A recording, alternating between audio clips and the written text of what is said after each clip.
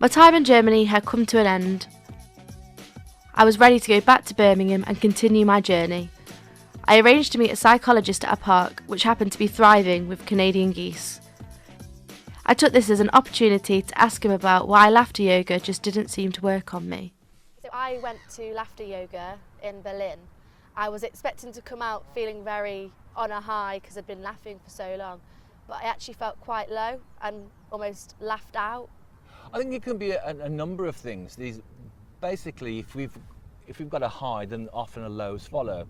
It also depends what's going on in your life during the day, and during the immediate period, what your mood was like, what you were there for. All of those pressures can have a different way, a different filter in how you interpret.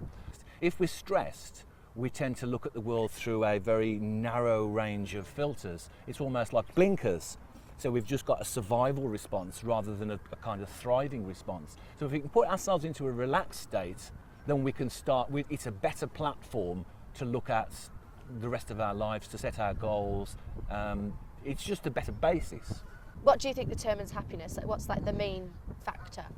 The main factors that determine happiness are going to be social factors and economic factors. And we know this from all the research in positive psychology. If we look at the stress and happiness of people, it tends to be lower if they have pets, cats and dogs, they stroke the dog. Also the cat and the dog get something out of it as well. Would you say there's a science behind happiness? Most definitely a science of happiness. You think about there's something called positive psychology, and it's been going for about 30 years, and looking at things like learned optimism and looking how we can put ourselves in very positive states.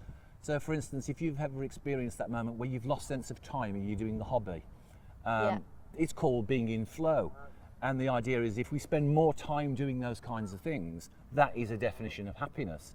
So it's looking for goals that stretch us and engage us, and it's also the way we explain the world.